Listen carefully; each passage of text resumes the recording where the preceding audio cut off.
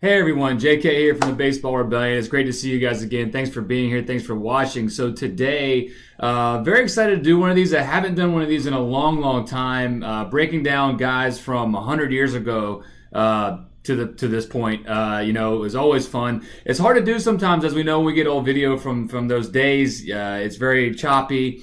And usually there's something in the way, or just again the video is just so poor. But I ran across this on social media, and I thought this was a great opportunity to take a look at two of the best players of all time. Obviously legends. We have Babe Ruth on the left, Lou Gehrig on the right, playing together at the same time when they were at the height of the Yankee success back in the 20s.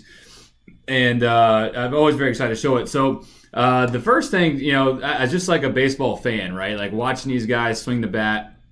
A fan of baseball, fan of the legends of the game, fan of watching, some of the best players to ever do it and how they did it. But it's just fun to watch. In fact, it's funny to watch because you have to remember back in these days, batting practice is batting practice before the game, and they're like diving out of the way of some of these balls because they had actual pitchers on the mound, I think, throwing to catcher. It's crazy to think about it. We don't do that anymore. But anyway, so I think the takeaway for me when I watch this. And it always has been, is that the swing hasn't changed in a sense of body mechanics, physics. Obviously, that hasn't changed ever, right? So I think today's game, you see more precise movements because the game has gotten harder. Babe Ruth and Lou Gehrig didn't have to face 100 plus miles an hour, and obviously with the change in speeds with the curveballs and sliders and the plethora of pitches and all the different pitchers, so it's harder. And I think some mechanics have to be a little bit more cleaned up for today's game for the most part. But at the same time, it's all about being athletic and moving athletically, using the ground and through. Real quick shout out to our friends over at V1 using the V1 software here to break these guys down. So we got Babe Ruth to the left. Now you remember Babe Ruth was I looked it up. It was like 6'2", 200 some pounds, big, right? For that time, not small today, not as big as they are. They come sometimes today, but not a small guy by any means. And Gehrig was up there too. I think he was 6'2" something. And I think when you watch Babe Ruth, especially, we talked about it a lot. In one of my videos with golf, right, is that move forward. And we're going to kind of isolate that again today because you see it very clearly here. Now, he started with his feet together, right, and as he started to gather, so to speak, or load, right, you see that his hips and his butt, right, start to turn in. So not only are they rotating away from the ball, right, away from the target, away from the pitcher, you see his hands starting to draw back some. He had that big barrel bob where he tips the bat past his hands. Again, very hard to manage. Definitely don't suggest that for any new hitters going into the game for the first time. But just look, he's like the leaning tower of Pisa, right? They just like really falls. I mean, just really gets the lower half moving forward, almost like a pitcher down the mound, so to speak. But the thing that I love about this video is you're going to see how closely these guys are the same. Gehrig's approach is start with the feet wider, right, and then start to pick the leg up. So he's got this little bit of a leg kick that we like to see. In fact, I like his because I think it's very manageable and easy to do for anybody going into maybe restructuring how they move forward and how they load. But you're going to see that knee up, right, and then you're going to see there goes the hips and butt, right. So you can see it from this side. His angle is so good. The picture is so good. I had to use it, but there he goes. It's the same move. It's the same move that Ruth is doing. It's just done differently, right? It's more efficient for him, and that's maybe a takeaway too if you're watching this. So there's the move forward. We'll take him all the way to Footplan. Now we don't see the Footplan happen obviously with the video, but we know it's right there, right? You're gonna see the space between his feet. He got out there, and he got out there with the leading of his lower half in that direction towards the straight towards the pitcher, or towards slightly right of the pitcher as left-hander.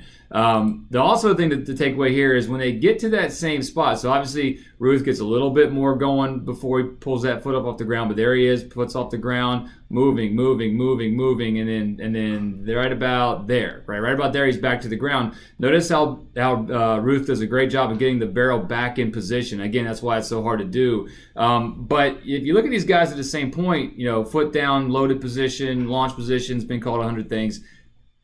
What are the main differences? There's not a lot, right? Like Gehrig's bat's in a little bit different place, but not that much, like we're talking a couple of degrees. One thing that's very obvious to me is that kind of angled spine position from the hips being out in front, not stacked. Right? We talked about that in a couple of videos before, not being head, shoulders, hips stacked, when you're front footed to the ground. You want to feel like your lower half, your hips and your butt are in that front knee and out in front of your head and chest. Meanwhile, the upper body is creating that resistance and stretching back. So, you're seeing this happen 100 years ago. And again, we didn't reinvent this, but I think obviously the way we teach it, we get guys to this position a lot. We get girls to this position a lot because it has stood the test of time for everything we're trying to do. Create bat speed, create accuracy, distance through the zone, speed through the zone, all of it. It all matters, right? And these guys, especially Babe Ruth, was one of the first. Obviously, he was very big, but he's also very good at using his body. He stumbled across it, right? He probably didn't go get lessons and things like that, obviously, but he stumbled across how to use his body. And in this early stage of the game, when it was kind of really getting into its height, back in those days, guys who fell across the right way to get the bat to the ball typically did well. And these guys were strong. I mean, Lou Gehrig was a strong guy. Look at his legs. Look at his lower half. Like, he's a big guy and he's using his body to the fullest. Now, when they go into the swing here, to kind of wrap up, I really just wanted to kind of show you guys how this position that guys get into is true to today. Lou Gehrig here reminds me a lot of maybe a left-handed Mookie Betts, stuff like that. They all look very, very similar when they're front-footed to the ground.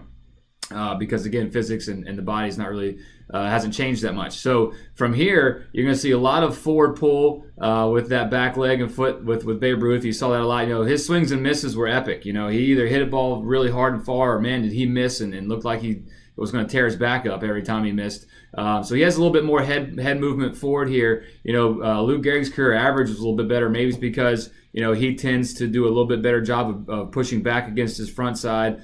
Or pushing his front side back and stabilizing that head position. So you see Gehrig's head just a little bit better at staying in the same position here, and maybe lending itself to say maybe he was just a little bit more accurate with the bat because he could just maybe see the ball better. He didn't have that changing eye level like you see Ruth here. See how Ruth's head's kind of going up and forward as he gets to this ball, and then he obviously he's not afraid to turn all the way through the swing, and the same thing with Gehrig here. But you can see Gehrig a little bit more on his back leg. His back foot didn't move as much, but it did move.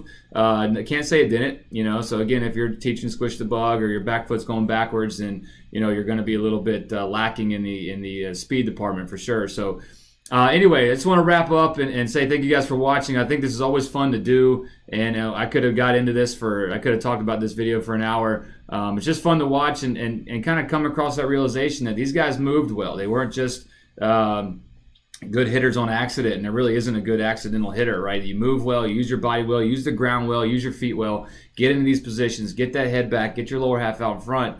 You're giving yourself a chance, and whatever that chance that may be. Maybe you're just trying to make the high school team this year. Maybe you're just trying to, make not get cut this year. Maybe you are trying to make it to college. Maybe you are trying to make it to the professional level. Either way, watch the good ones. Watch what they did. And if you want help with it, please contact me, jk@baseballrebellion.com. I work online a lot with players all ages, all body types, softball, baseball. Please check me out. So thank you guys for watching so much, and we'll see you again very soon.